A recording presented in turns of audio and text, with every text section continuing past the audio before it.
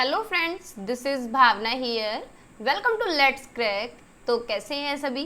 Hopefully सब अच्छे होंगे, पढ़ाई कर रहे होंगे, क्लासेस डेली ले रहे होंगे आप, क्योंकि क्लासेस डेली चल रही हैं। हम कर रहे हैं इंग्लिश पैडागोजी। ये इंग्लिश पैडागोजी की सीरीज़ चली हुई है।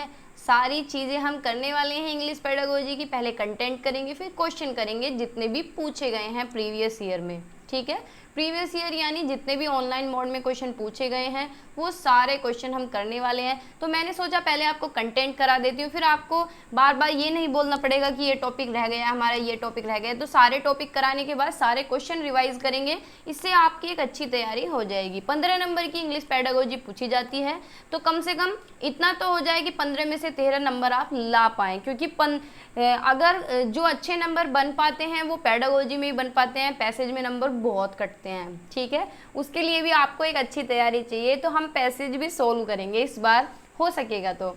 ठीक है, तो अगर चैनल पे नए हैं तो सब्सक्राइब कर लें लेट्स क्रैक को, क्योंकि क्लासेस चली हुई हैं सी-टेट की। और कॉलेज विद भावना को भी सब्सक्राइब कर सकते हैं अगर आप बीएड कर रहे हैं तो। ठीक है, क्योंकि यहाँ पे क्लासेस चल रही हैं बीएड की। तो स्टार्ट करते हैं अपने टॉपिक को बिना देरी करे। अगर आप सोशल मीडिया पे फॉलो करना चाहते हैं तो इंस्टाग्राम पे फॉलो कर सकते हैं। वैसे तो फेसबुक भी है, फेसबुक पेज भी है, लेकिन इंस्टाग्राम पे मैं बहुत एक्टिव रहती हूँ। बहुत यानी अगर कोई सोशल मीडिया चलाती हूँ तो वो इंस्टाग्राम ही चलाती हूँ, बाकी और नहीं चलाती। तो और पीडीएफ के लिए आप टेलीग्राम ज्वाइन कर सकते हैं। टेलीग्राम लेट्स क्रैक 1623 ऑफिशियल के नाम से है, आपको डिस्क्रिप्शन में लिंक मिल जाएगा। ठीक है, तो स्टार्ट करते हैं। हम ऑनलाइन पेपर को कंसीडर करके ही सारे टॉपिक कर रहे हैं, और कुछ टर्म्स जो मैंने रखी हैं आज हम करने वाले हैं। जो टर्म्स पूछे गए हैं, यानी जो टर्म्स डेफिनेशंस पूछी जाती हैं इंग्लिश के अंदर, वो सारी नहीं, कुछ रखी है मैंने, कुछ कल करेंगे। और जो ऑनलाइन मोड में अब तक पूछी गई, यानी जो दिसंबर वाला पेपर हुआ है, इसके मैं कल सारी पीपीटी रेडी करती हूँ। जितने भी टर्म इसके अंदर पूछे गए हैं वो सारे हम परसों करेंगे। ठीक है, इससे आपका एक भी टर्म अब तक जो आया हुआ है वो नहीं बचेगा। देखो, अगर आगे पेपर होता है और नया टर्म आ जाता है तो उसकी तो कोई बात नहीं, वो तो सभी के लिए नया है। लेकिन अगर पुराना कोई टर्म आता है जो अब तक पूछा गया है वो छूट जाता है तो फिर ज़्यादा दुख होता है। तो हमें क्यों अपना एक नंबर गंवाना, तो हम सारे टर्म करेंगे जितने अब तक पूछे गए हैं। ठीक है, आपको कोई इतनी ज़्यादा मेहनत नहीं करनी है, बस एक बार देख लेना है कि कौन से को किसको क्या कहते हैं। ठीक है, और ऐसे ही सेम टू सेम रखे मिलते हैं और रखे मिले हैं। ये सारे पेपर की लाइन उठाई गई हैं। फर्स्ट है मॉर्फोलॉजी। मॉर्फोलॉजी क्या है? Study of the internal structure of words, यानी शब्द की आंतरिक संरचना की स्टडी करना, उसका अध्ययन करना क्या कहलाता है? मॉर्फोलॉजी कहलाता है। मॉर्फीम, मॉर्फीम क्या होती है? Smallest grammatical unit of word. ठीक है, वो क्या कहलाती है? Morpheme, smallest grammatical unit of word. तो छोटा सा ये ग्राफ देख लेते हैं। Phonetics and phonology. फोनोलॉजी क्या होती है? लिंग्विस्टिक की स्टडी, लैंग्वेज की स्टडी। तो इसके अंदर हम फोनेटिक्स पढ़ते हैं। फोनेटिक्स होती है स्पोकन लैंग्वेज या इंग्लिश स्पीच साउंड। ठीक है, इस इधर डिवाइड करेंगे तो फोनोलॉजी आएगा। फोनोलॉजी क्या होता है? Mental representation of sound. Phonemes बार बार पूछा जाता है, स्मॉलेस्ट यूनिट ऑफ साउंड, यानी साउंड की जो यूनिट है वो कहलाती है फिनीम। यानी साउंड क्या है? ध्वनि की जो यूनिट है, ध्वनि की जो इकाई है वो बोली जाती है फिनीम। ठीक है, तो आप ये ध्यान में रख सकते हैं। फोनेटिक्स क्या है? English speech sound. और फोनोलॉजी को रिप्रेजेंट किया जाता है मेंटल रिप्रेजेंटेशन ऑफ साउंड और फिनिम्स। ठीक है, और फिनिम्स क्या है? Smallest unit of sound. एक बार आगे भी देख लेते हैं। फिनिम्स बार बार पूछा जाता है, मतलब फिनिम्स ही इसके अंदर इंपॉर्टेंट है। स्मॉलेस्ट यूनिट ऑफ साउंड क्या कहलाता है? फिनीम कहलाता है। जैसे हम बोलते हैं प, फ, च, थ, इस तरीके से। टोटल जो फिनीम होती हैं वो 44 होती हैं। आप देखो इन दोनों को प्लस करेंगे तो 44 ही बनेगा। वैसे तो हमारे जो वोवेल्स होते हैं वो 5 होते हैं। ठीक है, ए, ई, आई, ओ, यू, है ना, 5 होते हैं। लेकिन इनसे साउंड कितनी बनाई जाती है? 20 साउंड बनती हैं। 21 हमारे कॉन्सोनेंट होते हैं, 21 कॉन्सोनेंट होते हैं, लेकिन इससे साउंड कितनी बनाई जाती है? 24 बनाई जाती हैं। तो ये पूछा गया है कि कॉन्सोनेंट साउंड कितनी होती हैं, तो 24 होती हैं। वोवेल साउंड कितनी होती हैं? 20 होती हैं। फिनीम की यूनिट क्या है? स्मॉलेस्ट। फिनीम क्या है? Smallest unit of sound. ठीक है, ध्वनि की इकाई। अब आगे चलते हैं। नेक्स्ट जो टर्म है सिंटैक्स। ये तो बहुत ज़्यादा पूछा जाता है और वैसे भी सिंटैक्स हमें पता होना चाहिए। सिंटैक्स क्या होता है? System of rules for the structure of sentence in a language, यानी किसी भी सेंटेंस को हम स्ट्रक्चर से लगाते हैं तो उसे हम क्या बोलते हैं, सिंटैक्स बोलते हैं, सिंटैक्स बोलते हैं। देखो कोई भी सेंटेंस हो उसे हम किस तरीके से लगाते हैं कि पहले सब्जेक्ट लिखेंगे, फिर वर्ब लिखेंगे, फिर ऑब्जेक्ट लिखेंगे, तो इस तरीके से लगाते हैं, जैसे कि ही इज़ अ बॉय या शी इज़ अ गर्ल। तो हमने क्या है, पहले सब्जेक्ट लिखा, फिर वर्ब लिखी, फिर क्या है, ऑब्जेक्ट लिखा। तो ये क्या है, पूरा एक सिस्टमेटिक तरीके से लगाया। कोई भी सेंटेंस, कोई भी पर्टिकुलर सेंटेंस हो, वो उसके से कैसे लगाते हैं, हम एक स्ट्रक्चर में लगाते हैं, रूल्स के थ्रू लगाते हैं, ठीक है। तो उसे हम क्या बोलते हैं, सिंटैक्स बोलते हैं, ठीक है। सिमेंटिक्स क्या होता है, semantics deals with the study of words and there meaning, यानी शब्द और उसके अर्थ की स्टडी करना, उसका अध्ययन करना क्या कहलाता है, सिमेंटिक्स कहलाता है, ठीक है। जैसे कि माई अंकल हैज़ एक्सपायर्ड, तो एक्सपायर्ड वर्ड यहाँ पे इसका मीनिंग कंसीडर नहीं कर रहा, क्योंकि एक्सपायर हम बोलते हैं दवाइयों को। तो हम लिख सकते हैं my uncle has passed away, यानी जिस शब्द का मीनिंग निकलता हो सही, बिल्कुल ठीक है, तो उसे बोलते हैं सिमेंटिक्स। रजिस्टर क्या होता है, language used by a group of people who share similar work on interest, यानी जो पर्टिकुलर एक ग्रुप यूज करता है लैंग्वेज को, उसे हम रजिस्टर कहते हैं। जैसे कि डॉक्टर जो है वो कैसी लैंग्वेज यूज करते हैं, अगर पैरासीटामोल लिखना हो तो इस तरीके से लिखेंगे, है ना। और लॉयर्स की अलग लैंग्वेज होती है, तो इसे हम बोलते हैं रजिस्टर, यानी language used by a group of people who share similar work on interest, ठीक है।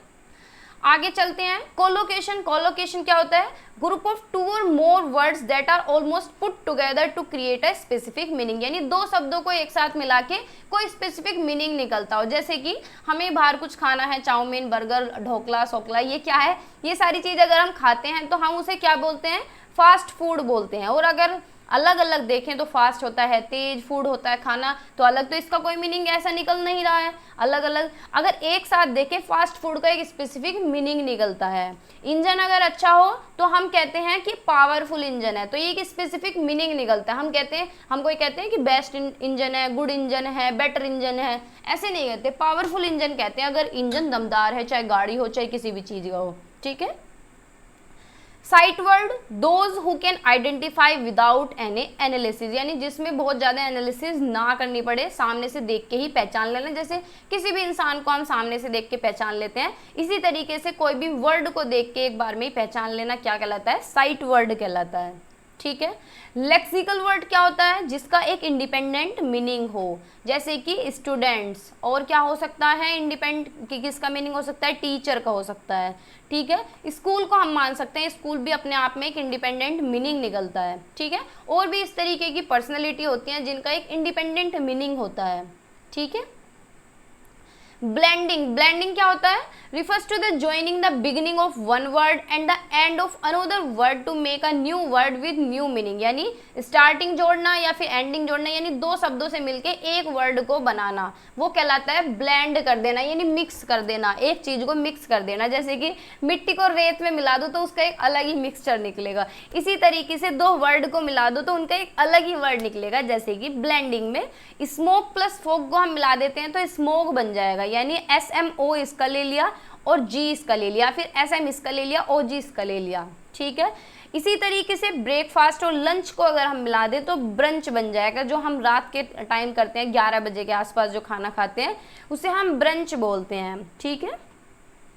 नेक्स्ट है कंपाउंडिंग। कंपाउंडिंग क्या होता है, when two or more words are combined to form another words, यानी जब दो शब्दों को मिला के एक वर्ड बनता है, ठीक है। और वो दोनों शब्द कैसे होते हैं, अलग अलग शब्द होते हैं। जैसे कि नोट है, तो नोट क्या होता है, किसी चीज़ को नोट करना। बुक क्या होती है, किताब होती है। और इसे दोनों को एक साथ मिला दे तो क्या बन जाती है, नोटबुक बन जाती है, जिसमें हम लिखते हैं।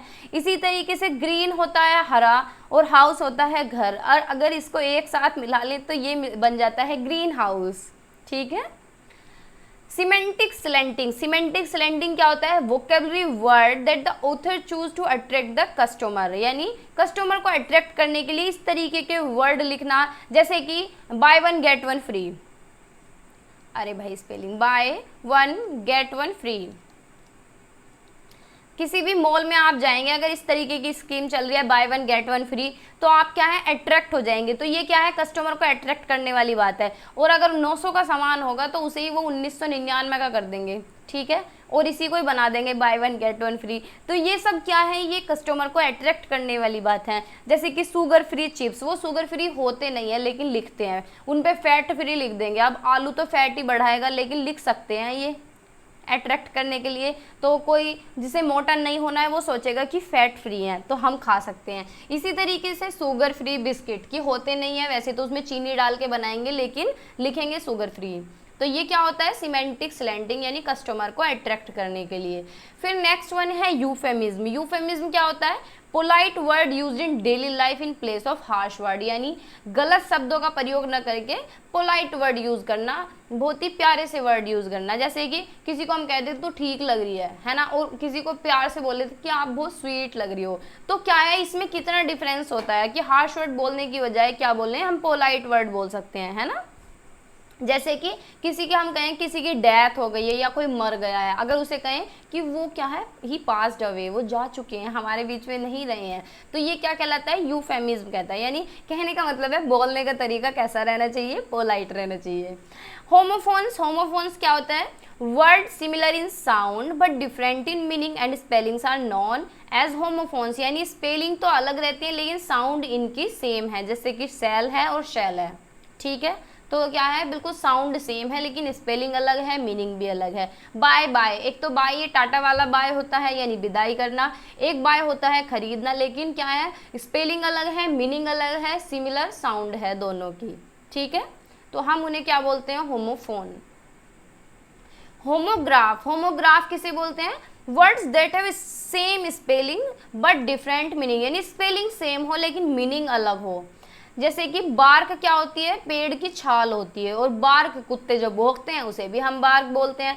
इसी तरीके से लीड है, लेड है, लेड क्या है, धातु होता है, मेटल होता है, और लेड होता है, लीड यानी डायरेक्शन देना, ठीक है।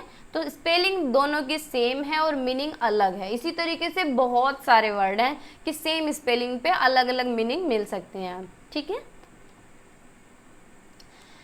होमोनिम, होमोनिम क्या है, words having same sound but same और डिफरेंट स्पेलिंग, यानी साउंड तो सेम है, स्पेलिंग अलग हो सकती है इनकी, ठीक है। तो क्या है, सी और सी, साउंड क्या है, बिल्कुल सेम है लेकिन स्पेलिंग अलग है, मीनिंग भी बहुत बार अलग ही होता है। लीड, लीड एक ढक्कन वाली लीड होती है, एक डायरेक्शन वाला लीड होता है, ठीक है। तो ये क्या कहलाते हैं, होमोनिम कहलाते हैं।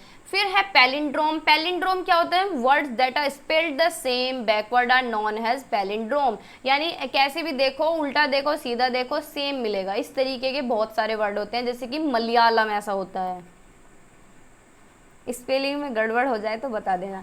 अगर इसे हम उल्टा भी लिखेंगे तो देखो बिल्कुल सेम है, MAL MAL, YA।